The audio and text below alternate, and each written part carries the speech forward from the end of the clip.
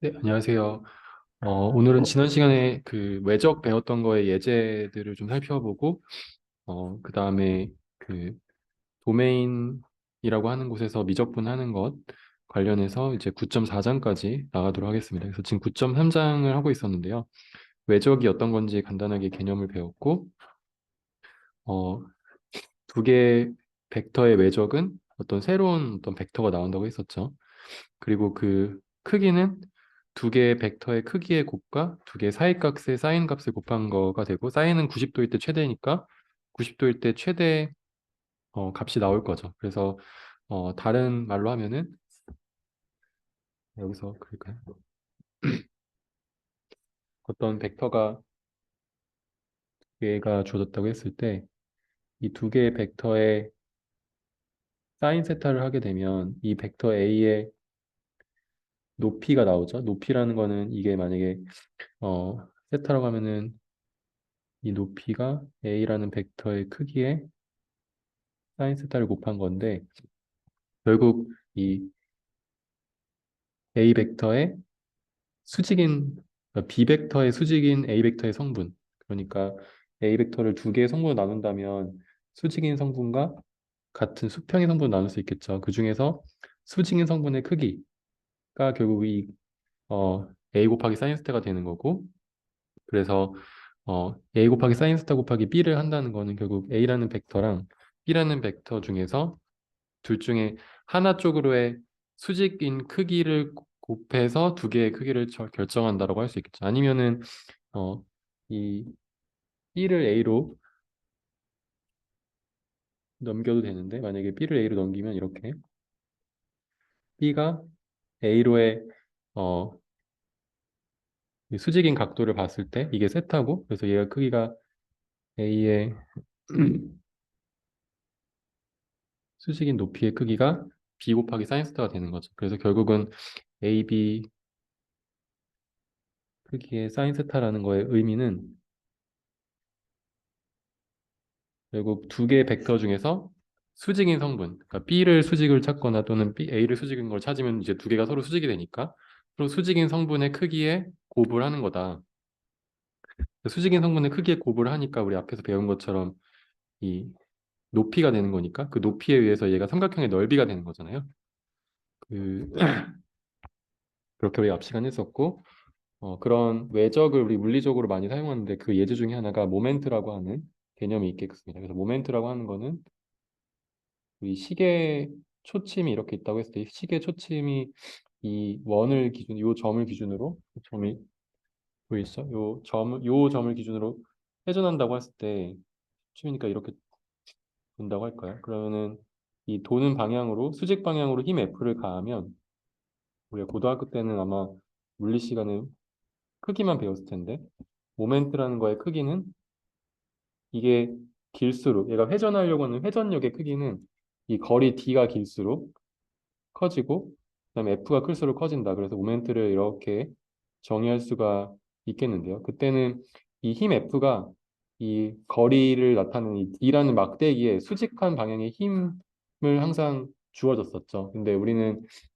여기 오른쪽에 보이는 것처럼 이 Q라는 점을 중심으로 이 A라는 점에 이 막대기가 있다고 해보고 그 막대기에서 P라는 힘이 가해질 때 이 P라는 힘은 항상 수직한 건 아니라는 거예요. 그래서 이 P의 힘을 이 수직한 성분이랑 그다음에 이 R과 수평한 성분으로 나누면 이 수직한 성분의 크기만 고려한다는 거죠. 그게 결국 이 각도를 했을 때 사인 세타가 되는 거잖아요. 사인 감마가 되겠고 여기선.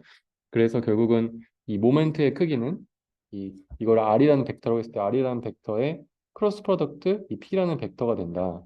그리고 회전하는 방향은 어떻게 되냐? 회전하는 방향은 이 R이라는 벡터랑 P라는 벡터 이게 벡터는 시작점과 끝점을 우리가 옮겨서 생각을 해봐도 되기 때문에 이 P라는 벡터를 여기다가 놓고 생각을 해보죠. 그러면은 P라는 벡터가 여기 있으면 P에서 R이 아니고 여기서는 모멘트를 R에서 P로 순서가 지금 우리 어, 크로스 프로덕트를 중요한 순서 중에서도 R을 먼저 썼으니까 R하고 P를 감싸지는 방향으로 하면은 우리 이렇게 시계 반시계 방향으로 돌죠. 그러면은 튀어나오는 방향 이 엄지손가락이 되고 그래서 이 모멘트 M의 방향은 이 위쪽 방향이다. 이 평면을 뚫고 나오는 위쪽 방향이라고 말을 하게 되겠습니다. 그리고 보통 이제 튀어나오는 방향은 이거는 보통 이제 한글로 쓸까요? 튀어나오는 방향을 나타낼 때 쓰고 만약에 이 지금 이 지면을 이 우리가 바라보고 있는 이 스크린 화면을 뚫고 들어가는 방향은 이렇게 보통 표시를 해요. 그래서 여기는 지금 회전하는 방향이 이렇게 엄지손가락을 기준으로 튀어나오는 방향으로 엄지를 잡고 돌리는 방향이다. 그래서 크로스 프로덕트는 순서를 바꾸면 우리 앞에서도 했었죠. 순서를 바꾸면 마이너스가 붙죠. 그러면 여기서도 순서를 바꾸면 만약에 모멘트를 R 곱하기 R 크로스 프로덕트 P라고 정의했을 때 P 크로스 프로덕트 R은 당연히 마이너스를 붙여야겠죠. 그래서 P 크로스 프로덕트 R은 이렇게 되잖아요.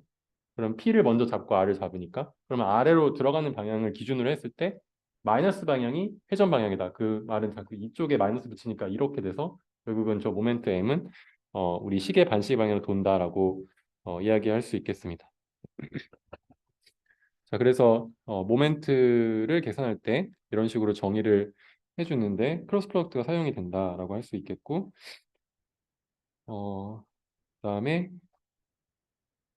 여기 두 번째도 비슷한 예제인데 이 바퀴의 중심점 Q를 기준으로 했을 때 이 Q를 중심으로 바퀴가 돌 수 있다고 생각을 해볼게요. 그러면은 이 바퀴의 어, 중심으로부터 1.5m 떨어진, 1.5피트 떨어진 여기서는 뭐 SI 좌표계, 메트릭 좌표계가 아니고 보통 이제 영국 좌표계를 사용하는데 피트 기준으로 어, 이 P라는 방향만큼 힘을 작동하고 있다. 이렇게 줄로 당겨주고 있거나 힘을 작동하고 있다고 했을 때 모멘트를 계산을 해보자는 거죠. 아까 얘기했듯이 이게 회전을 하기 위해서는 회전의 수직한 성분만이 순수하게 회전력에 힘을 전달을 하고 그래서 이쪽 방향의 성분은 이 심지가 이렇게 잡고 있으면 그거랑 서로 상쇄가 힘이 되는 거죠. 그래서 이거는 사실 의미가 없고 이 회전력을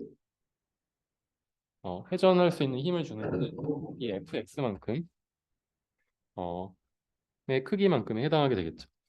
그래서 간단하게 많이 계산한다면 우리가 이 길이가 D라고 할 거예요. D가 1.5면은 F 곱하기 D니까 fx는 우리가 성분을 계산하면은 fx는 fx는 지금 1000파운드라고 써 있는데 거기에 코사인 30도 하면 되겠죠.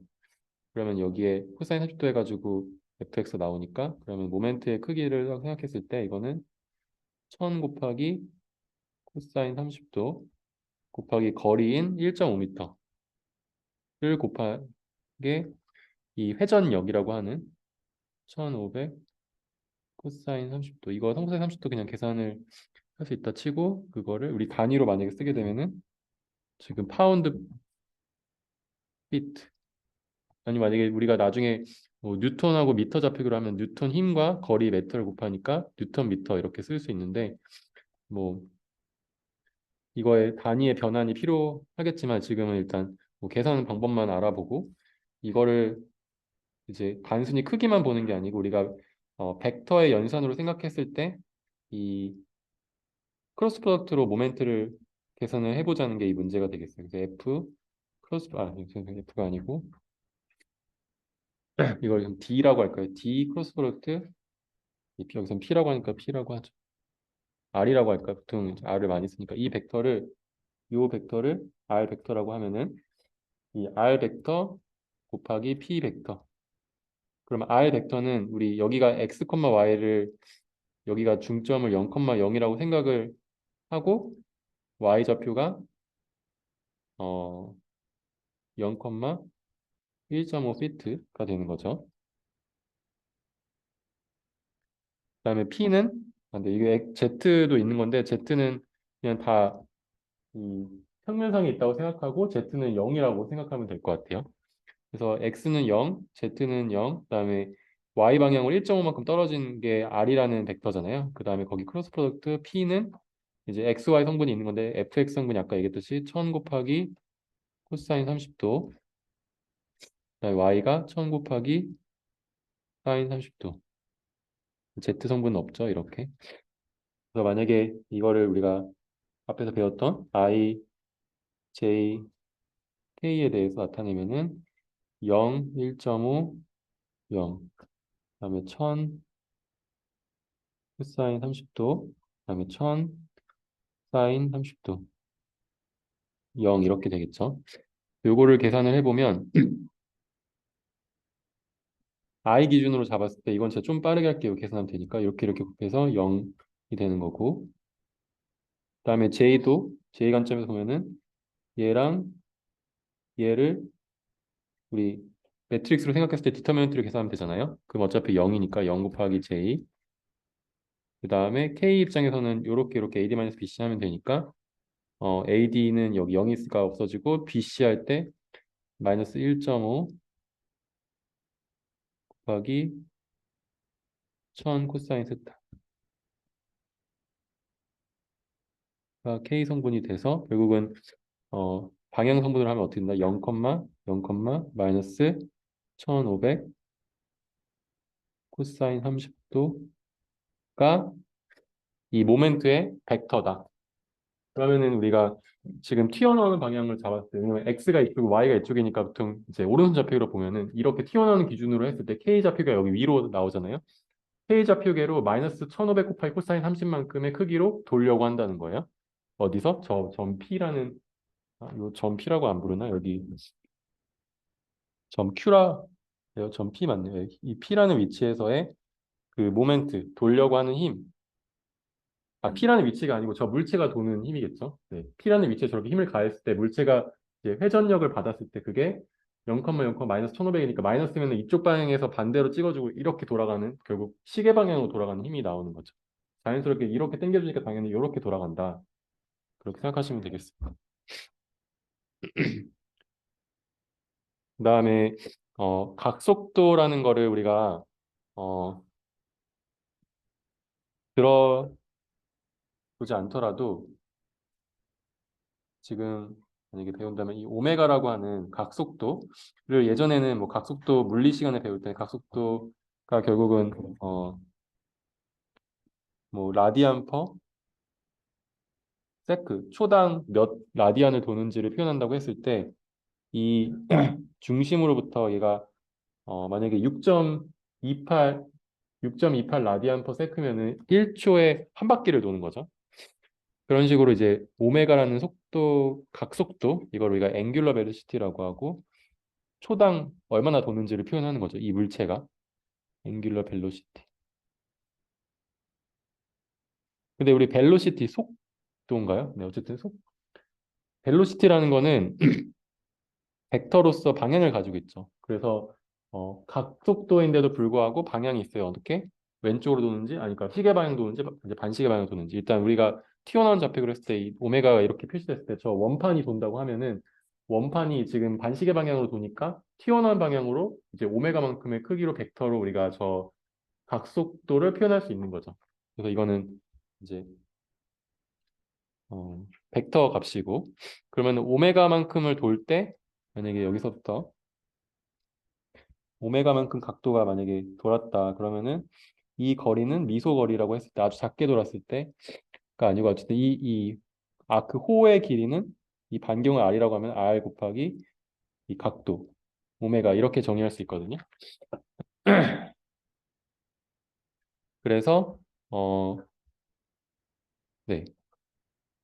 이 각속도를 기준으로 했을 때 만약에 같은 각속도니까 모든 원판이 다 같은 각도만큼의 속도를 돌잖아요. 그러면은 이 끝에 있는 거는 선속도라는 거를 우리가 생각했을 때 그냥 우리가 느끼는 속도, 우리가 이렇게 움직일 때 느끼는 속도는 이쪽 방향으로 움직이는 것처럼 여기서 느끼고 여기 있을 때는 이쪽 방향으로 움직이는 것처럼 느껴지고 이 느껴지는 거에 우리 실제 이 XYZ 이 저기 여기를 만약에 어 Y 방향으로 움직이는 속도 만약에 이쪽이면 이쪽 방향으로 움직이는 속도를 그 느끼는 미터 퍼 세크의 단위로 봤을 때 이 바깥쪽은 더 빨리 돌고 이 안쪽은 더 점점 약하게 돌죠. 그래서 이 반경의 비례해서 그러니까 R 곱하기 W니까 이 속도 V는 반경의 비례해서 결정이 되고 이 속도도 원래 우리 벡터 값이잖아요. 그래서 속도 값을 벡터를 어떻게 계산하냐면 W 외적 이 여기를 가리키는 R 벡터라고 할 수 있겠고 여기서는 지금 이 R을 사실은 이 회전하는 속도 기준에서 원래 항상 90도를 이루는데 왜냐면 여기를 기준으로 항상 선속도는 90도를 이루잖아요. 이 R이란 벡터가 여기서 봤을 때는 항상 수직처럼 보이지만 지금 이 그림에서 봤을 때는 약간 밑에 원점이 있어요. 그래서 밑에 원점 O를 기준으로 이 거리 R이라는 포지션 벡터를 정의를 하면은 이 R이라는 벡터는 지금 W라는 벡터랑 어떻게 보면은 수직이 아니죠. 원래는 이렇게 가리키면 이게 항상 이렇게 수직인데 얘가 수직이 아니고 지금 이렇게 감마라는 각도를 가지고 있기 때문에 실제로 이 W랑 이 여기서 오메가라고 부르는 또는 여기서 W처럼 썼기 때문에 두 가지를 뭐다 섞어서 제가 말을 할게요. 이 오메가라고 하는 이 각속도 성분과 R을 외적하면은 R의 코사인 세타 하면은 요 길이가 나오잖아요. D가 결국 R의 크기 곱하기 죄송해요. 코사인이 아니고 사인이죠. 잘못 얘기했는데 사인 세타. 그래서 감마니까 사인 감마가 이 길이고 그리고 아까 얘기했듯이 이 길이가 R이 아니고 여기 D라고 할까요?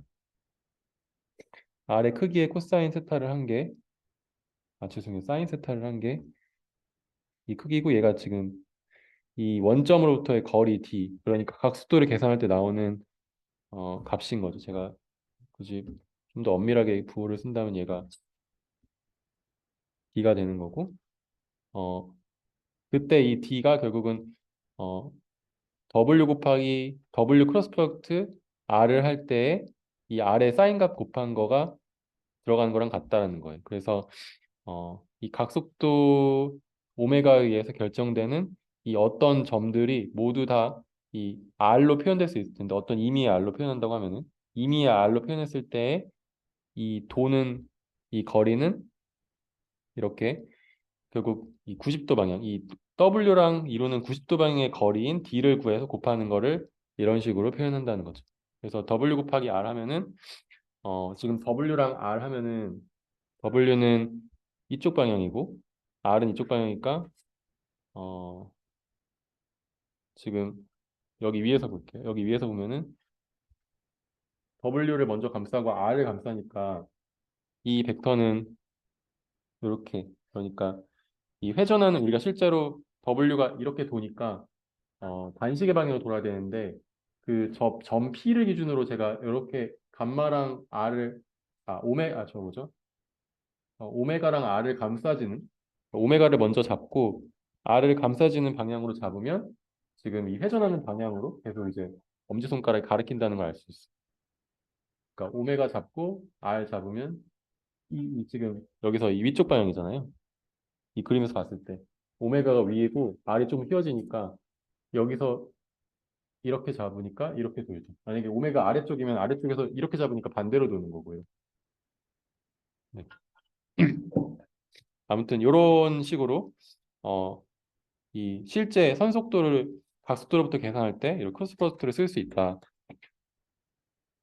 그다음에 마지막 예제 스칼라 트리플 프로덕트라는 게 교과서에 나오는데 스칼라 트리플 프로덕트는 이 크로스 프로덕트를 하고 A라는 거를 닷 프로덕트를 해주는 걸 의미하고요. 그래서 부호로 A, B, C하고 가로 열고 쓰기도 하는데 이거를 이게 어, 스칼라 트리플 프로덕트 연산이라고 하고, 이 B랑 C랑 크로스 프로덕트를 하면 얘가 벡터가 나오죠.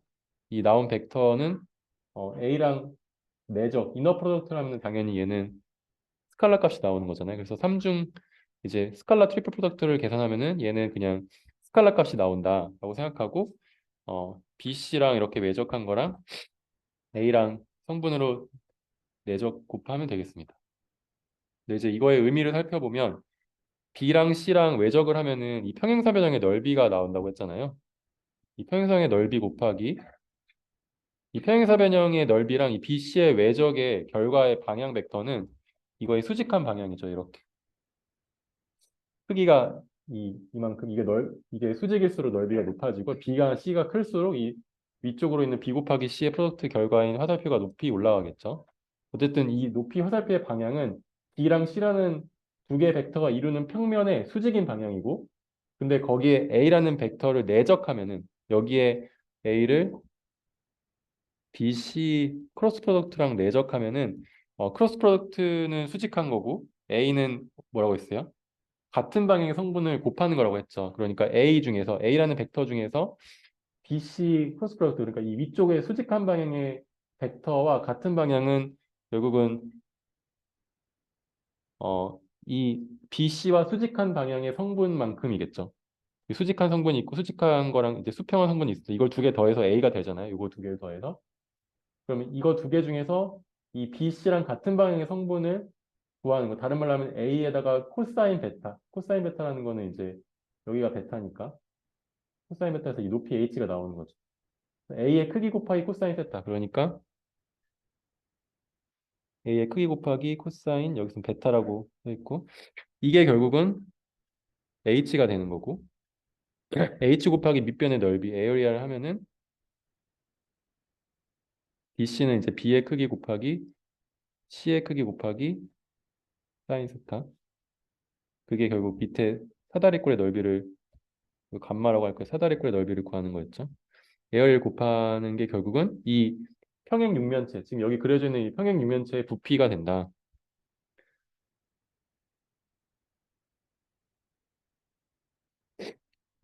이걸 영어로 패럴로그램, 우리말로 쓰자. 평행 육면체. 평행 육면체의 부피가 된다. 그래서 세 개의 벡터가 이루는 평행 육면체의 부피를 계산할 수 있고요. 이 크로스 프로덕트를 스칼라 트리플 프로덕트를 하게 되면 그 다음에 이제 예제 6번에서 이 세 개의 벡터로 구성된 어떤 피라미드 형태를 우리가 부피를 구해보자라고 하고 있는데, 그러면 평행 육면체로부터 지금 요렇게, 이거 잘 그림을 잘 못 그리겠는데 요렇게 구성된 이 밑에 그 다음 페이지 그림을 보죠. 이렇게 A, B, C의 세 개의 벡터로부터 구성된 저 다면체죠. 여기 면이 하나, 둘, 셋, 네 개 있거든요. 이거 피라미드 알죠? 피라미드 이렇게 피라미드랑 좀 다르구나. 피라미드 밑에가 네 개구나. 피라미드는 하나, 둘, 셋, 넷, 다섯 개, 오면체인데 지금 이거는 밑에 삼각형을 그리고 위에 이렇게 삼각형 연결한 이렇게 생긴 사면체의 그 3차원 도형이고 이 3차원 도형의 어, 부피는 이 평행 육면체 지금 이건 평행 육면체 중에서도 이게 직육면체죠. 이 직육면체를 쪼개면은 이렇게 딱딱딱 쪼개보면 6개가 나와요. 그래서 아까 그 평행 육면체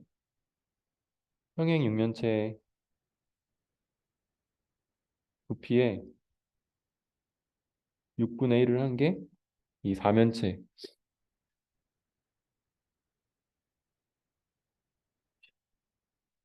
된다. 네. 그래서 A 다 프로덕트 B 곱하기 C에서 요거 계산해서 6분의 1 하면은 이 사면체 부피 구할 수 있겠죠? 요 계산은 우리 아까 했던 그 IJK 써가지고 여기다가 B 놓고 C 놓은 다음에 계산하고 나온 이 벡터랑 이제 내적해서 구하면 되겠습니다. 여기까지가 우리가 외적을 사용한 어떤 응용 사례들을 살펴봤고 어, 이제 칼큘러스에 드디어 들어가게 되는데요. 음, 미적분 우리가 적분과 미분을 하기 전에 적분과 미분이 되는 그 공간을 살펴볼 거예요. 그래서 음,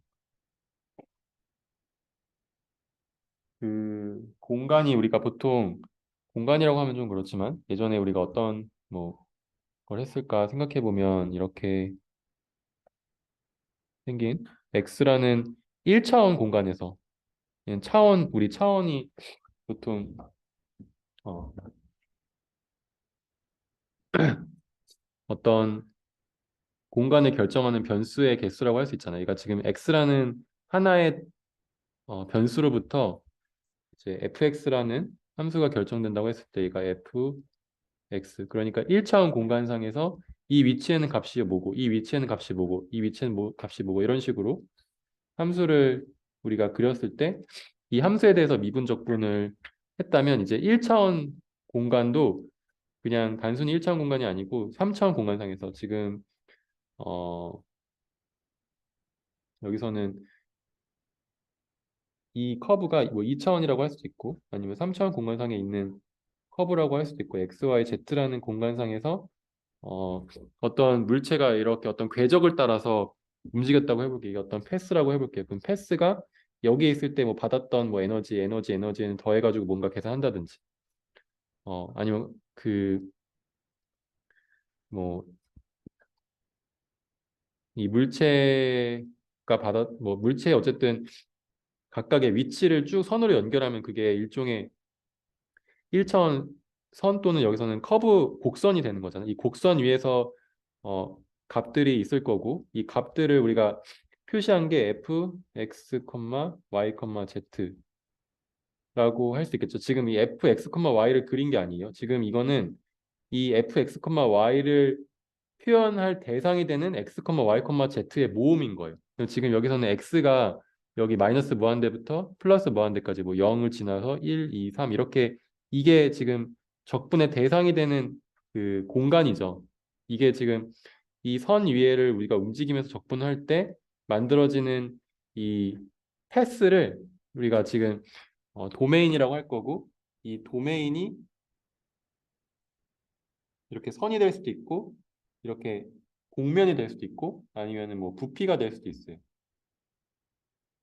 뭐 어떤 뭐 이렇게 원뿔이 있고 뭐 이렇게 원뿔을 기준으로 뭔가를 계산을 한다. 무게를 뭐 어떤 뭔가를 계산한다. 중력으로부터 뭐 이렇게 부피가 될 수도 있는 거고 그거는 대상이 된 어떤 공간을 어떻게 우리가 정의할 것인가에 대해서 먼저 배운다고 생각하면 되겠습니다. 그리고 이 공간이 이제 정의가 되면은 이제 그 공간상에서 함수를 정의할 건데 이렇게 fx, y, z라고 표시한 거는 스칼라 함수라고 하고 여기서는 지금 p가 일종의 벡터인 거죠. 이거를 지금 이런 식으로 x라는 벡터가 그리고 x, y, z라는 세 개의 성분으로 이루어졌다고 했을 때 세 개의 성분으로부터 함수가 결정되면은 얘는 스칼라 함수라고 할 수 있고 우리가 기존에 했던 차원을 그냥 늘린 거다 이렇게 생각할 수 있겠습니다. 근데 이제 이 함수의 값이 이 하나만 있는 게 아니고 여러 개가 있을 수 있고 그 여러 개가 있는 것 중에서도 우리는 지금 공간을 배우기 때문에 3차원 공간의 각각의 방향을 표현하는 함수를 우리가 벡터 함수라고 해요. 벡터 함수는 이렇게 이 B1도 XYZ 함수고 B2도 XYZ, B3도 다 XYZ 함수예요. 다른 함수인 거죠. 그래서 어, 이 XYZ의 값을 넣으면 그 값의 아웃풋도 어떤 XYZ의 방향의 크기를 가리키는 거죠. 그거 우리가 벡터 함수라고 한다. 그래서 벡터 함수도 미적분을 할 거고 스칼라 함수도 미적분을 할 거예요.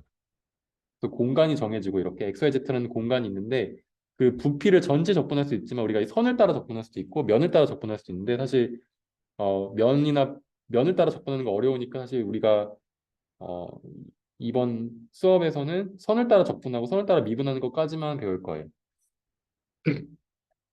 그래서 이 벡터 함수, 스칼라 함수라고도 하고 아니면은 우리가 각각의 x, y, z에 대해서 어떤 벡터의 아웃풋이 나오잖아요. 예를 들어서 음, 아까 우리 이렇게 회전하는 물체의 원판이 있고 이 원판 위에 있는 모든 점들, 이 모든 점들이 결국은 이 원판 위에 x, y, z라는 어떤 포지션으로 또 표현할 수 있죠. 그럼 표현된 x, y, z에 대해서 여기서 우리가 속도를 계산할 수 있잖아요. 여기는 속도가 이렇게 빠르고 여기는 좀 느리고 여기는 0이고 이런 식으로 이 속도를 계산하는 게 이게 원판 위에서 모두 다 임의의 어떤 x, y, z가 다 벡터의 아웃풋이 존재한다. 여기도 이렇게 벡터의 아웃풋이 존재하고 그러니까 결국은 함수처럼 보이는 거지. 이게 어, 일종의 이거의 크기가 fx, fy, fz가 존재하는 거고 이 fx, fy, fz라는 이 v라는 벡터는 결국 p라는 점 또는 이 x라는 x, y, z라는 걸 찍으면은 이 점에 대해서 x 성분, y 성분, z 성분이 존재하는 어떤 함수 아웃풋을 만들어준다. 그래서 이거를 모든 점에 대해서 다 뭔가가 값이 매핑이 존재하잖아요. 그래서 우리가 이걸 필드라고 불러요. 이거를 벡터 필드라고 하고 이거는 어, 모든 점에 대해서 벡터의 함수의 그 존재함을 이야기하는 거고 스칼라 필드는 이 크기만 있고 그냥 방향이 없이 그냥 하나의 크기 성분만 있는 거지. 그래서 온도 분포 만약에 이 원판이 있고 이 원판의 온도는 방향을 가리키지 않잖아요. 이 모든 x, y, z라는 포지션에 대해서 크기를 가리킬 수 있겠지. 뭐 뜨겁고 차갑고 그건 이제 스칼라를 표현하는 아웃풋이 되니까 스칼라 필드라고 하고 뭐 온도라든지 뭐, 뭐 밀도 이런 것들은 방향이 없잖아요. 근데 여기서는 속도라든지 아니면 어, 뭐 뭐가 있을까? 생각이 안 나는데 어쨌든 이런 얘들이 아니면 뭐 자기장, 힘 같은 게 자기장이나 중력장 이렇게 장이라고 우리가 그래비티 필드라든지 뭐 매그네틱 필드라고 부르는 이유가 그 공간에서 모든 방향 성분의 힘의 그 함수를 대응할 수 있기 때문에 그렇게 부르는 거라고 할 수 있겠습니다. 스칼라 함수의 가장 대표적인 예가 이렇게 어떤 원점 x0, y0, z0라는 점과 떨어진 거리를 나타낸다. 이렇게 생각하면은 이 거리 보통 어떻게 나 x0, y0, z0라는 벡터가 있고 x랑 y랑 z라는 벡터가 있으면 두 개의 차이에 노무를 계산하면은 얘가 또는 제곱의 합의 루트 씌우면 얘가 두 개의 사이의 점의 거리잖아요. 그러면 이거는 일종의 x, y, z라는 점을 모두 찍어서 다 거리를 계산할 수 있는 어떤 스칼라 필드라고 얘기할 수도 있겠죠. 지금 여기서 밑에서 있는 것도 이 우리가 앞에서 했던 W 곱하기 이 거리 x, y, z를 크로스 프로덕트해서 만들어지는 이 벡터 필드는 결국은 모든 x, y, z에 대해서 이 어, x 방향의 속도, y 방향의 속도, z 방향의 속도가 존재하는 어떤 매핑의 표현이다 이렇게 이해하면 되겠습니다.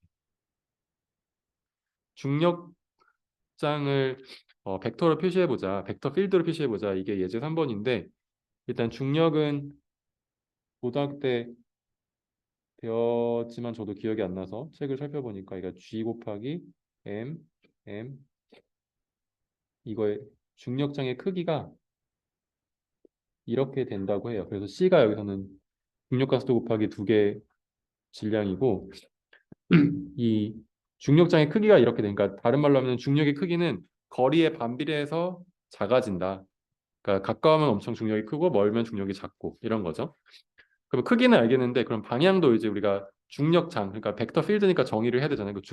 중력의 방향은 당연히 만약에 P0라는 점을 우리가 X0, Y0, Z0라고 하면은 아니면 이거 0,0,0의 경우 생각해 보죠. 만약 0,0,0이면은 이 P라는 점을 이었을 때 이 벡터의 반대 방향이죠.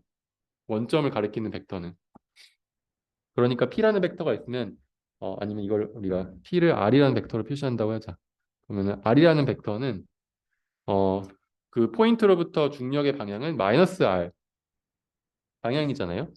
그래서 크기는 P만큼. 그래서 G, M, M분의 R 제곱. 이게 크기고 그다음에 방향은 마이너스 R만큼. 인데 그러니까 이게 0,0,0의 경우는 X, Y, Z니까 이 방향 벡터는 어떻게 돼요? 마이너스 X, 마이너스 Y, 마이너스 Z가 되겠죠. 아니면은 X0, Y0, Z0를 기준으로 했으면은 이제 마이너스 X 마이너스 X0, Y 마이너스 Y0, Z 마이너스 Z0가 되겠죠. 얘가 결국 R이라는 벡터고 이 R이라는 포인트에서 중력 방향은 그냥 마이너스 붙인 방향이다라고 쉽게 이해가잖아요. 근데 크기가 이거의 전체 벡터의 크기, 지금 얘는 벡터고 얘는 스칼라 값은 앞에 상수처럼 곱한 건데 그거의 크기가 R제곱분의 GMM이 되려면 이 R이라는 벡터를 곱해줬을 때 얘가 크기가 1이어야겠죠. 그래야 전체 크기가 유지가 될 거니까. 그래서 이 R이라는 벡터는 거리가 멀수록 값이 커지는 거니까 크기를 노멀라이즈 해줘야 돼요. 그래서 R이라는 벡터의 크기로 나눠주자. 이렇게 쓸 수가 있겠습니다. 그래서 결과적으로 이 중력장을 표현을 하면은 중력장 함수는 이 P라는 함수는 결국 XYZ라는 어떤 공간상에서 정의가 되는데 그거는 마이너스 R 세제곱 여기서 지금 R 벡터의 크기를 이제 R이라고 놓은 거예요.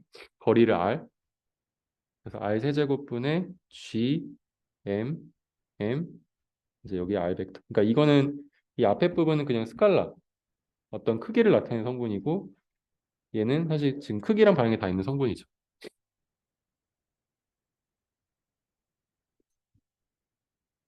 이해가시죠?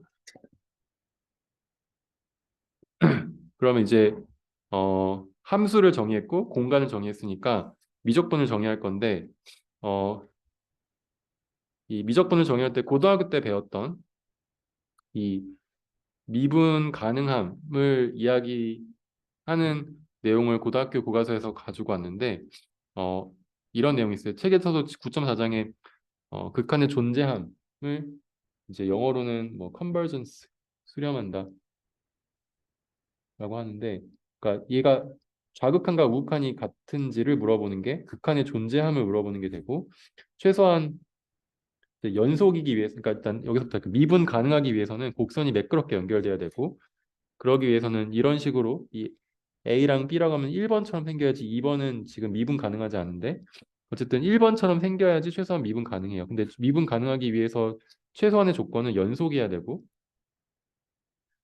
연속으로 생겼다는 거는 지금 이렇게 끊어지지 않고 한 연필을 그 획으로 그릴 수 있다는 거죠. 그리고 연속이기 위해서는 극한값이 존재해야 되는데 극한값이 존재한다는 거는 이 왼쪽에서의 리미트 그러니까 좌극한과 오른쪽에서의 우극한이 같아야 된다. 지금 이 연속은 결국 극한이 존재함을 포함하고 여기 있죠.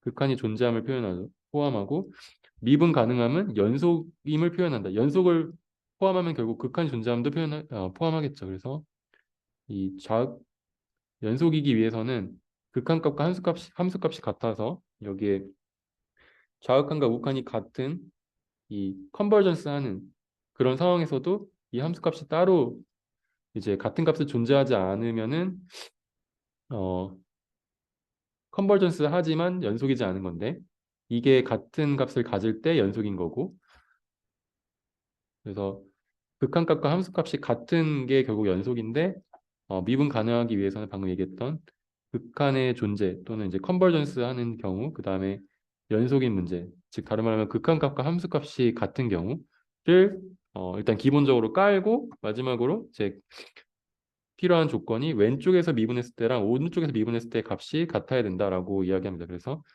미분 가능하지 않은 경우죠. 이 밑에 거는 왼쪽에서 기울기랑 오른쪽에서 기울기가 다르니까 이 딱 점에서는 미분 가능하지 않고 나머지는 뭐 다 미분 가능하겠죠. 그래서 좌미분 계수랑 우미분 계수가 같은 경우 미분 가능하다고 하는데 이제 벡터에서도 똑같이 정의를 해서 이 지금 fx가 여기서는 지금 하나의 성분이었는데 얘가 결국은 x라는 벡터로 표현을 하고 x라는 벡터에다가 어떤 아주 작은 값 h만큼을 h도 벡터겠죠. 더하고 여기에 대해서 fx를 빼준 거에 대해서 h가 이제 0벡터로 갈 때 그때 이제 함수의 그 3차원 공간상에서의 미분 가능함을 이야기하게 되겠습니다. 뭐 그냥 고등학교 때 이런 개념이 나왔다는 거랑 이거랑 연결할 수 있다는 거 정도만 생각하시고 뭐 깊이 어, 너무 고민하실 필요는 없을 것 같아요. 그래서 이제 여기까지가 9.4장이고 9.4장은 우리가 스칼라 함수, 벡터 함수를 그냥 배웠다. 9.4장에서는 그리고 도메인이라는 게 존재할 거다라는 거를 일단 예고편을 얘기했었고 이제 9.5장에서 매개변수 표현법이라는 걸 통해서 음, 이 어, 매개변수 표현법이라는 걸 통해서 지금 그 도메인이라고 얘기했던 그 곡선이라든지 곡면이라는 걸 정의를 하게 됩니다. 일단 매개변수 표현법이 존재하기 전에는 어떻게 선이나 면을 표현했는지 기억을 해보면 우리가 이전 시간에 이야기했던 뭐 선, 뭐 이래서 라인은 또는 커브라고도 생각할 수도 있고 지금은 직선만 얘기하니까 라인이라고 생각할게요. 뭐 이래서 ax 플러스 뭐 뭐라고 할까? ey 플러스 c는 0. 이게 일종의 직선의 방정식, 그러니까 x랑 y라는 공간상에서 직선의 방정식 지금 2차원에서의 직선의 방정식이고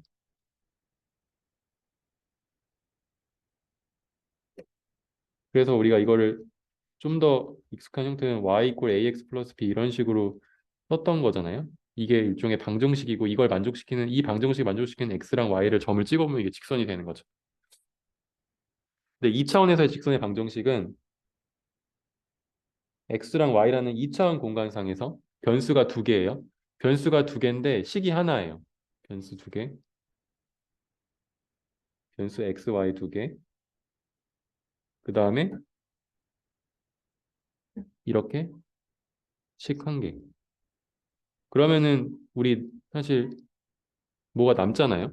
하나가 남죠. 그 한 개가 남는 걸 우리가 자유변수라고 만약에 얘기하면 자유변수. 자유변수가 한 개 있는 거죠.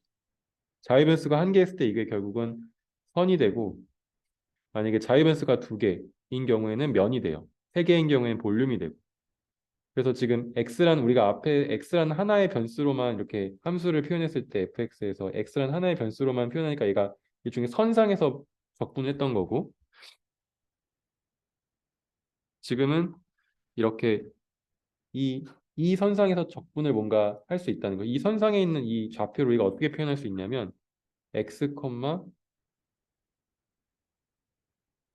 어 이거 위에 거 두 개가 겹치는데 이거 위에 지우자. 헷갈릴 수도 있으니까 밑에 거 기준으로 할게요. 밑에 거 기준으로 하면 x, y를 쓰면 되는데 x, y라는 점은 어떻게 정의되냐면 x, y 빼기 b를 a로 나누는 거. 아 미안. y 빼기 b를 a로 나누는 게 아니고 어, y가 ax 플러스 b죠. 미안. 죄송해요. 그러면 x, y라는 좌표 이걸 우리가 r이라는 벡터라고 했을 때 이 좌표는 x, ax 플러스 b라는 형식으로 쓸 수 있는 거죠. 이거를 여기다 넣으면 이거 만족하잖아요. 그래서 우리가 여기서 자유변수 한 개, 여기서는 뭐요? x라는 자유변수 한 개로 선이 표현이 됐다라고 이야기할 수 있고, 그 다음에 만약에 면은 뭐 에어리라고 할 수도 있고 아니면 서피스라고 할게요. 서피스라고 하면은 어 이제 XY라는 이 2차원 좌표계도 결국 이 전체가 면인 거죠. 근데 이렇게 면을 2차원 공간상에서 정의할 수 있지만 얘를 X, Y, Z 좌표계에서 평면을 만약에 우리가 정의했을 때 평면의 방정식 기억나시죠? 이렇게 평면의 방정식이 있으면 어떻게 정의했어요? AX 플러스 BY 플러스 CX 플러스 D는 0. 얘가 평면의 3차원에서의 평면의 방정식이고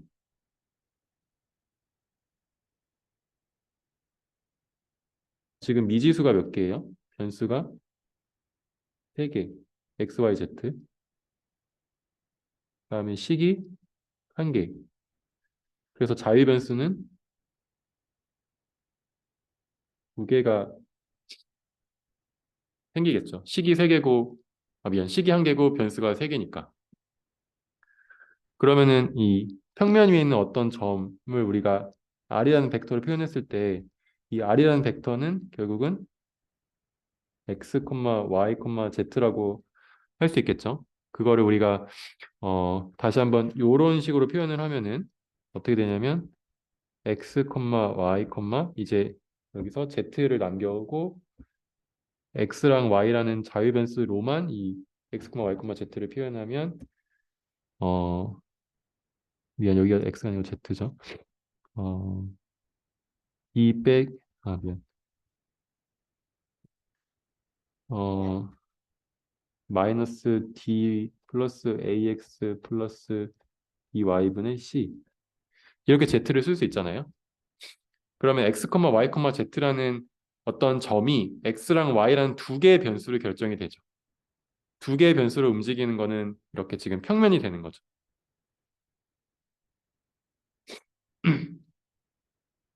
그래서 원래 기존에는 어떤 방정식으로 이게 직선의 방정식 또는 뭐 평면의 방정식으로 이 어떤 공간을 표현을 했다면 2차원에서 선, 뭐 3차원에서 면, 또 3차원에서도 선을 표현할 수 있어요.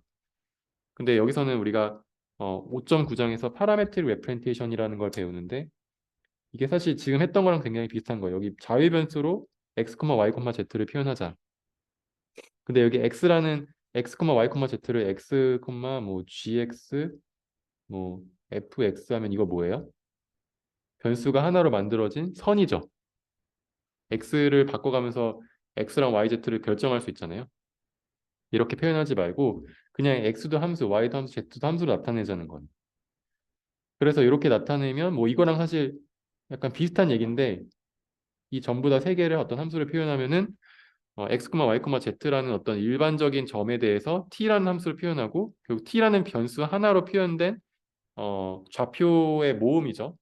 그 좌표의 모음이 t가 점점 변하면서 x, y, z가 연속 함수라면은 어떤 연속적으로 어떤 공간에 선을 그리겠죠. 어떤 패스를 만들겠지. 그게 이제 선이 되는 거죠. 곡선이 되는 거죠. 그걸 우리가 t라는 변수, 매개 변수를 표현한다고 해서 매개 변수 표현법이라고 합니다. 예제를 한번 볼게요. 어, 원이 있고 이 원의 방정식이 있어요. 지금 z가 0, x제곱 더하기 y제곱이 4니까 식이 몇 개예요? 2개. 요렇게 식이 하나 있고 식이 하나 더 있어서 2개인데 x, y, z 변수가 3개죠.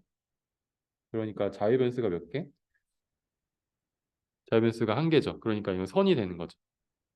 그래서 이 원, 그러니까 Z로 딱 잘라 있고 이 잘라진 이 단면에서의 한 번 더 이제 x제곱 더하기 y제곱 이걸 4라는 식으로 구석했기 때문에 원이라는 하나의 커브드 선이 되는 거고 이 뭐 다 알잖아요. x제곱 더하기 y제곱 이꼴 2의 제곱은 원이라는 거 다 알잖아요. 우리가 반지름이 2라는 걸 알고 있는데 이거를 매개 변수를 통해서 나타내자는 거예요. 다른 말로 하면 x, y, z를 어떤 함수 x를 t의 함수, y를 t의 함수, z를 t의 함수로 나타내는 걸 매개 변수 표현법이라고 한다. 자, 그러면 여기에 임의의 x, y 지금은 일단 2차원이니까 두 개만 볼게요. z는 0으로 그냥 고정해 버렸으니까 x, y라는 점을 찍었을 때 이 위치를 이 각도를 t라고 하고 이 t가 여기가 0이고 여기가 2파이 여기가 파이 이렇게 되니까 이 각도가 t고 t라는 각도로부터 x, y를 표현하면 당연히 어떻게 돼요? x, y, z는 여기가 밑으로 수선을 내렸을 때 여기가 코사인 t에 여기 반지름이 2를 곱한 거잖아요. 그래서 2 코사인 t, 2 사인 t, z는 0이라고 했으니까 이렇게 표현한 게 결국은 이 원을 표현한 거다. 원을 어떻게?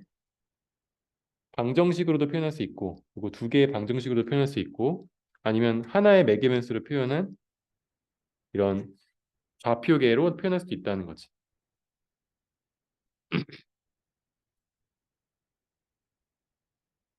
자, 그러면은 원은 굉장히 간단한데 타원도 한번 볼까요? 이제 타원은 고등학교 때 배웠는지 모르겠지만 이렇게 생긴 거고 이게 보통 길면 장축, 짧으면 단축이라고 하고 여기는 x축에 장축이 존재하고 y축에 단축이 존재하는 어떤 타원인데 이 타원을 이루는 a제곱분의 x제곱 더하기 b제곱분의 y제곱 이꼴 1이라는 타원의 방정식 그다음에 z는 0으로 만들어진 두 개의 방정식으로 나타낸 어떤 이 타원의 선을 매개 변수로 나타내자. 여기서 마찬가지로 각도 t를 기준으로 어, 각도 t를 기준으로 여기에는 x좌표, 여기는 y좌표를 찾으면 되겠죠.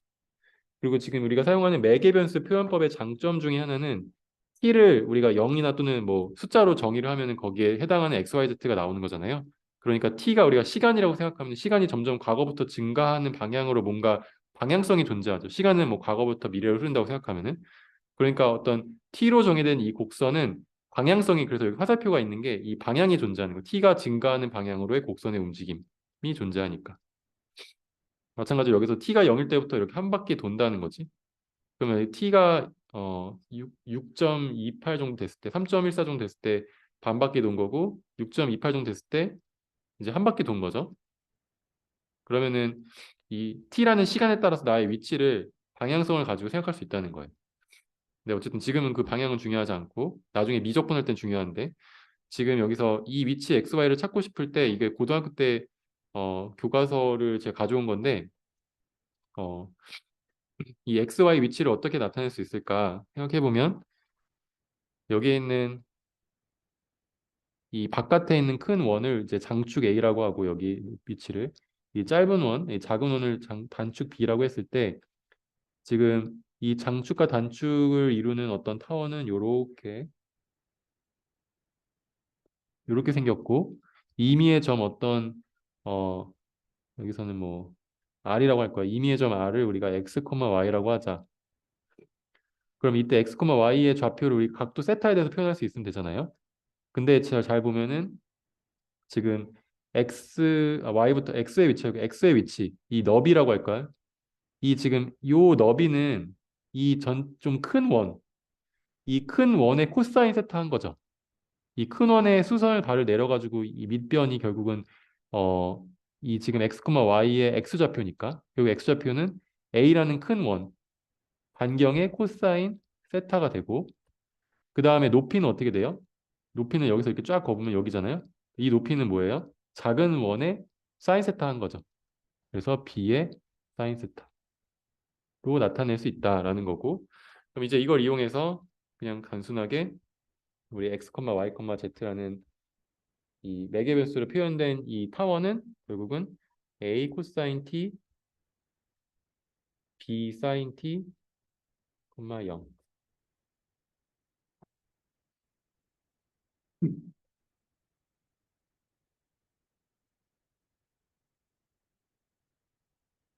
자, 그래서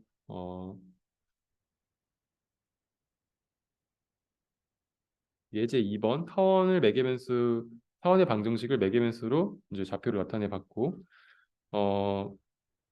마지막은 이제 예제 3번 이 직선의 방정식이 아니고 이 직선을 한번 매개 변수를 표현해 보자고 하는데 3차원 공간상에서 우리가 아주 간단한 직선을 표현을 해보면 아주 간단한 직선이 결국은 이 공간이 이렇게 있을 때, 뭐 예를 들어서 어떤 이렇게 생긴 어떤 벡터가 u1, u2, u3라는 단위 벡터가 있다고 했을 때, 이 단위 벡터 이거 u라고 할게요. 단위 벡터 꼭 단위 벡터일 필요는 없어요. u라는 벡터가 있을 때, 이 벡터에다가 만약에 k만큼 곱하면, 만약에 k라고 하지 말고 t라고 하자. t만큼 이 스칼라 값을 곱하면 어떻게 해요? t가 0일 때는 여기 있다가 t가 1일 때는 여기 있는데, 생각해보면 뭐 2일 땐 2배 되고 0.5일 땐 여기 있고, 결국은 어떻게 돼요? 이 u라는 벡터를 위아래로 스팬하는, 이렇게 쭉 그리는 어떤 직선이 되죠. 결국은 이게 아주 간단한 직선을 표현하는 식이다. 그래서 t 곱하기 u1, 그다음에 t 곱하기 u2, t 곱하기 u3가 x, y, z의 함수라고 생각하는 거죠. 얘가 매개 변수로 표현된 x, y, z가 다 t의 함수인데, 굉장히 단순한 식으로 표현하면은 원점을 지난 어떤 직선이 되잖아요. 그거의 방향을 누가 결정한다? u가 결정한다. 그러면은 여기 지금 보면은 xy 평면에서 3,2를 지나고 기울기가 1인 직선을 매개변수로 표현해 보려고 해요. 그럼 일단 기울기가 1인 직선을 우리가 만약에 그리고 싶으면 일단 2차원 평면상에서 생각하고 있으니까 조금 단순하게 그릴 수 있겠죠. 이렇게 x랑 y가 있어요. 거기에 이제 기울기가 1이고 만약에 3,2라는 점이 여기 있다고 해볼게요. 그러면 기울기가 1인 요 직선이 있으면 이 직선을 따라 움직이는 선은 어떻게 표현할 수 있겠어요? 이 직선, 이 1,1을 지나는 이 직선 어떻게 표현할 수 있겠어요? 이걸 매개변수 표현법을 하면은 t, t가 되겠죠. 다른 말로 하면은 이제 t를 1,1이라는 아주 기울기가 1인 단순한 포인트를 가지고서 이제 매개변수를 표현해 준 거지. 근데 얘가 3,2를 지난대. 그럼 우리가 벡터 관점에서 생각했을 때 일단 3,2로 가요. 여기서 3,2로 간다고 치고 3,2를 지났는데 기울기가 1이래. 그러면 이런 식으로 기울기가 1인 이런 직선이 되겠죠. 그러면 이 점에서부터 이걸 원점이라고 생각하면 이 원점으로부터 나는 어 1,1 이렇게 움직이면 되지. 또는 0, 0.5, 0.5 아니 마이너스 1, 마이너스 이렇게 움직이면 뭐가 돼요? 결국은 이 선 위에 있게 되겠죠.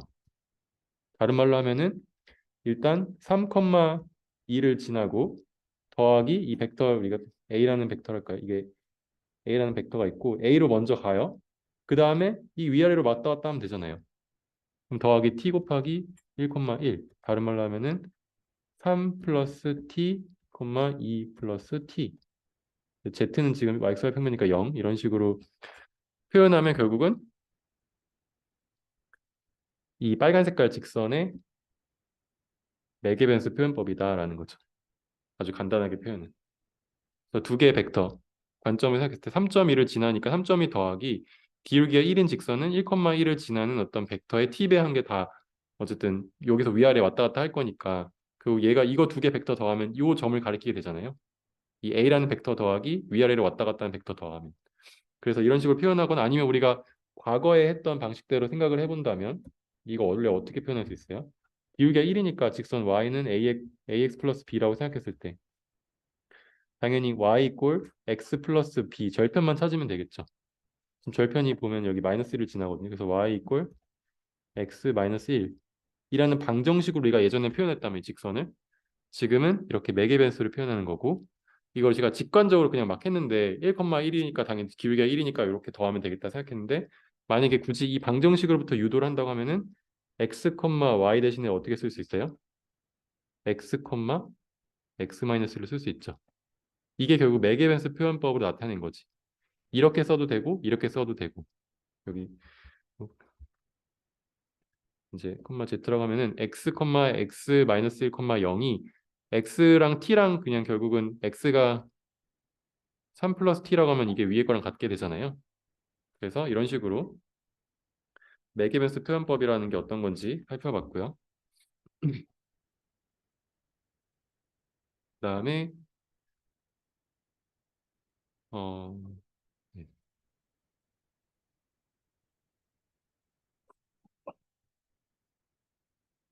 여기까지가 9.5장 아직 하고 있구나. 네. 9.5장의 매개변수 표현법을 지나서 접선이라는 걸 알아볼 건데 음,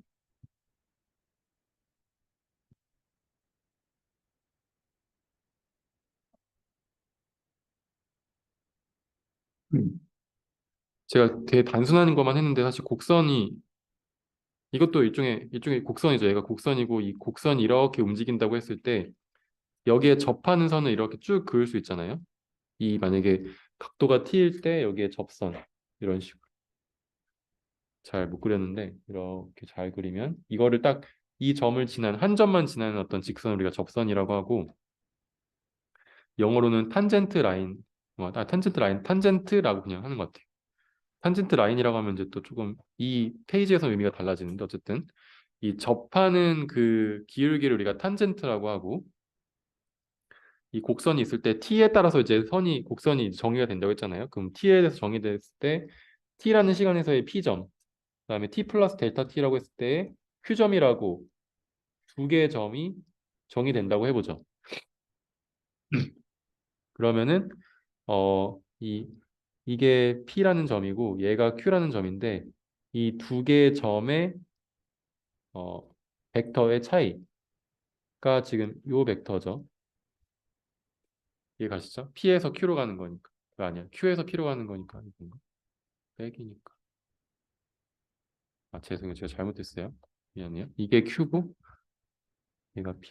그래서 p에서 q로 가는 거니까 q 벡터 빼기 p 벡터 하면은 이제 왜 이런 네. 이거 하면은 p에서 q로 가는 거죠. 이 벡터. 얘가 p 반대로 하는데 q 빼기 p.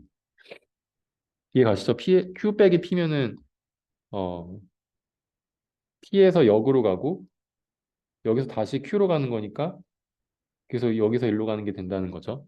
그러면은 이 벡터를 우리가 이 델타 t를 0으로 보낼 때 리밋 극한으로 보내서 얘를 0으로 보내면 이 P점에 딱 수렴하겠죠.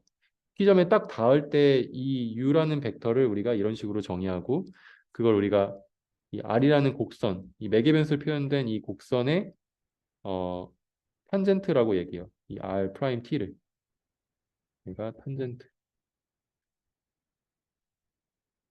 접하는 기울기라고 말하면 되겠죠, 우리말로. 그래서 접하는 기울기는 음, 지금 요 U라는 벡터를 의미하고 어,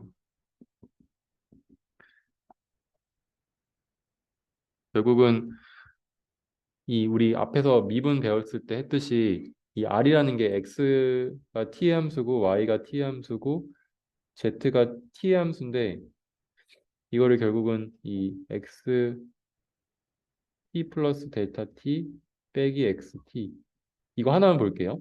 이거 다 쓰면 너무 기니까 이거분의 델타 t를 0으로 보내는 게 뭐예요? 얘가 x의 미분이죠. 델타 t를 0으로 보내면 이게 우리가 라이프니츠 뉴턴이 정의했던 미분의 정의잖아요. 그래서 얘가 x 프라임, 그러니까 x의 도함수를 계산하면 된다. 그래서 결국은 단순하게 얘는 x의 t에 대한 도함수, 그래서 y의 t에 대한 도함수, z의 t에 대한 도함수를 찾으면 된다는 거죠. 그러면은 이 도함수를 찾아가지고 만들어진 이 벡터는 이 u라는 벡터, 이 여기서부터 1로 향하는 벡터를 만드는데 우리가 여기 밑에 있는 이제 이게 탄젠트라고 하면은 탄젠트 라인은 접선은 또 시작점이 P이기 때문에 탄젠트 라인은 이렇게 정의할 수 있는데 일단 Q로 가요. 우리가 P로 가요. P로 가서 P의 점에서의 접선을 찾았잖아요. 그럼 P의 접선이라는 게 결국은 R 프라임이고, 접선이 접하는 그 벡터가 R 프라임이고, 이 R 프라임에다가 어떤 상수 W를 곱하면 이 위로 왔다 갔다 할 수 있죠, 이렇게. 그러면 P로 가고 왔다 갔다 하면 결국 여기 있는 선을 표현하잖아요. 그래서 이게 그 말이에요. R로 먼저 가요. R로 간다는 건 이게 먼저 P점으로 가고, 거기서 R 프라임의 벡터로 왔다 갔다 하면은 이 접하는 선을 표현한다. 그래서 얘가 결국 접선, 탄젠트 라인이 되는 거죠. 그러니까 R 프라임은 이 접하는 그 벡터를 표현하는 거고, 텐전트 라인, 접선은 일단 만약에 선의 방정식으로 표현하고 싶다면 우리 그 매개변수 표현, 파라메트릭 레프렌테이션으로 해서 표현한다면 R 플러스 여기 상수, 이건 임의의 상수. 그러니까 랜덤 어떤 그냥 어떤 상수예요. 이거는 그냥 컨스턴트고, 컨스턴트로 해야 되나? 아니, 컨스턴트. 그냥 어떤 랜덤 그냥 베리어블이고, 그냥 스칼라 베리어블이고, 이게 네, 이거 스칼라 베리어블이고, 그걸로 표현된 어떤 Q라는 벡터가 결국 탄젠트 라인이라고 할 수 있겠죠. 네.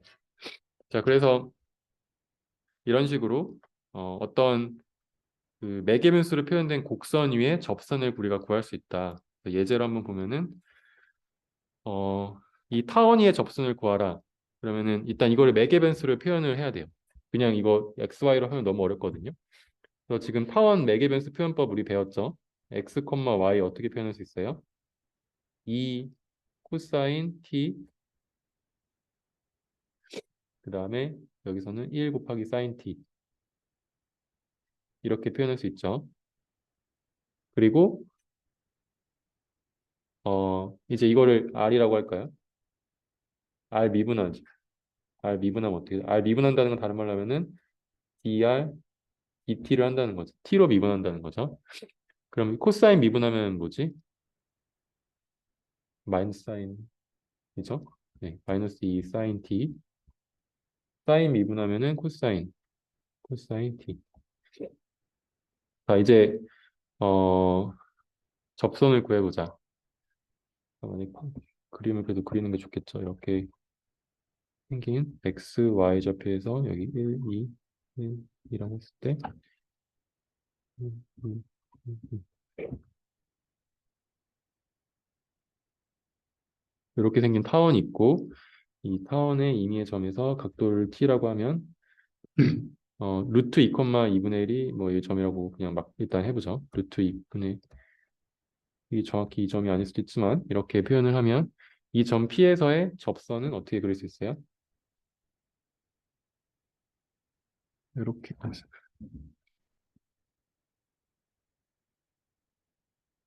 이렇게 그릴 수 있겠죠. 이런 식으로 딱 접하게. 그리고 그러면 이거의 기울기 우리 어떻게 이걸로 알 수 있었죠? 여기 기울기 이 루트 2분의 1, 루트 2를 구하면 이게 쉽지가 않네. 이거는 일단 여기서부터 얘가 루트 2분의 1을 구성하는 거니까 코사인 t가 2분의 루트 2고 사인 t가 마찬가지로 2분의 루트 이거는 45도였네요. 아무튼 이제 이거 여기다 넣으면 되겠죠. 그러면 r 프라임은 마이너스 2, 2분의 루트 2, 2분의 루트 2 계산하면 마이너스 루트 2, 2분의 루트 2.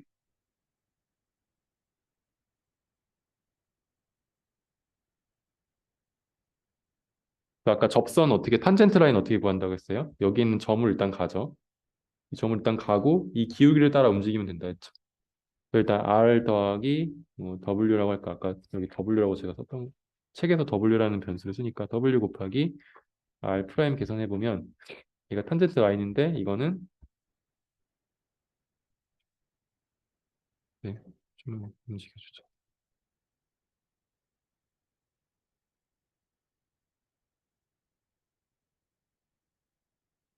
탄젠트 라인은 접선은 어떻게 할 수 있다?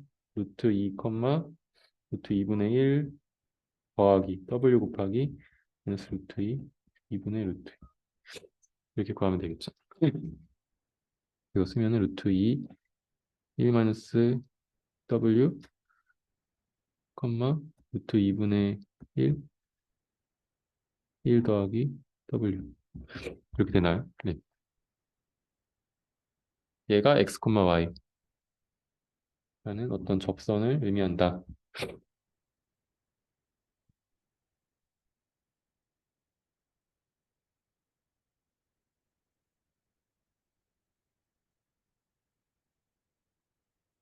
이게 매개변수 표현법 W로 나타낸 거죠.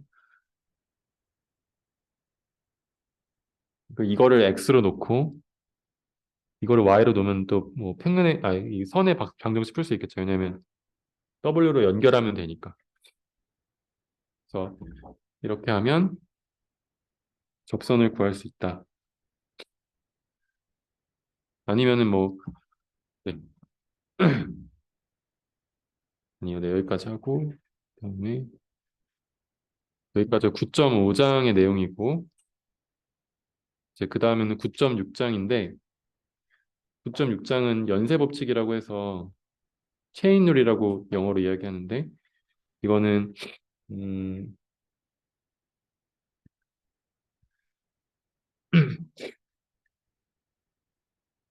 x, y, 네.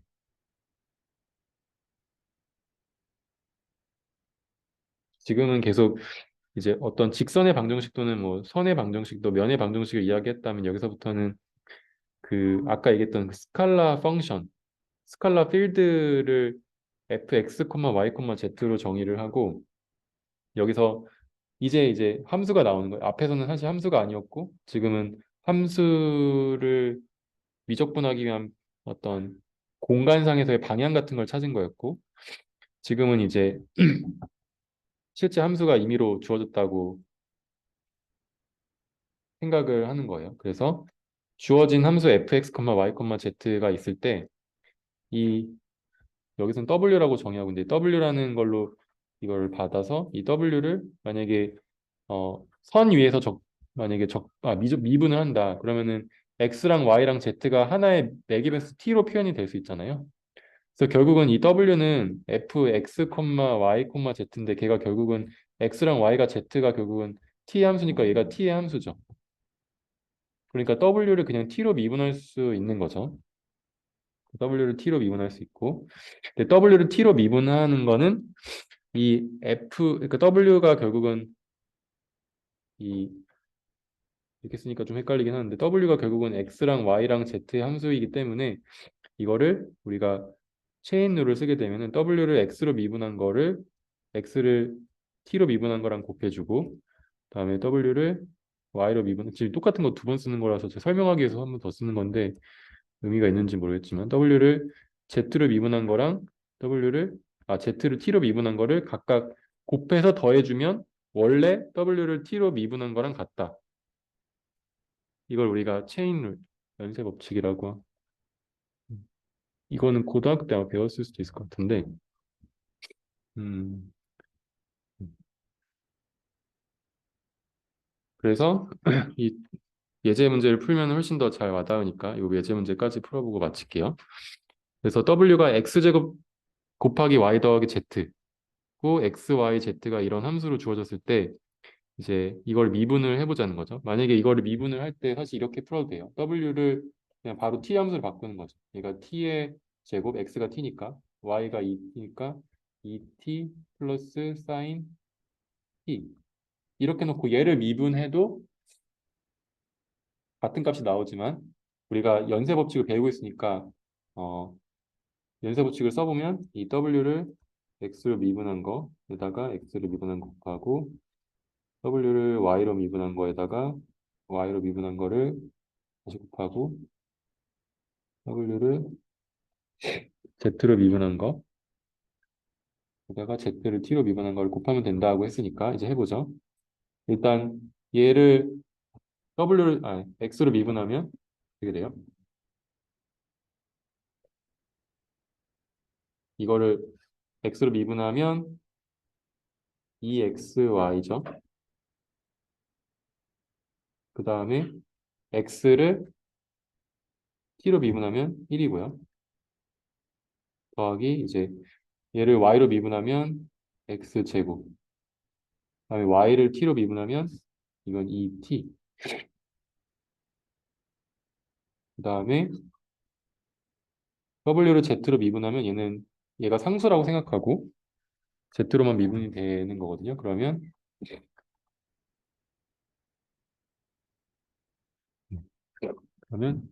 이제 X, Y, Z 중에서 하나를 이제 제 설명을 잘 아는 것 같은데 이렇게 표시하는 미분은 파셜 데리베티브라고 해가지고 이제 X를 미분할 때 X만 생각하고 나머지는 다 상수라고 생각하고 얘가 만약에 뭐 3이다 하면 3은 미분하면 어차피 지워지잖아요. 그렇게 생각하는 거죠. 그래서 이제 마지막에 Z로 W를 미분하면은 이 나머지 상수라니까 지워지고 1만 남는 거고 그다음에 Z를 T로 미분하면 사인 미분이니까 코사인 T. 그래서 제가 막 섞었었는데 결국은 T로 다 바꾸면은 2T 2의 T 플러스 이건 T의 제곱 2T 플러스 코사인 T. 만약에 묶은다면은 얘가 이 T를 묶이지 않고 어 이렇게 하죠. 2T 플러스 T 제곱 2T 플러스 코사인 T다. 이렇게 쓰는 거를 우리가 T에 대한 미분을 표현한 거고 그게 각각의 어,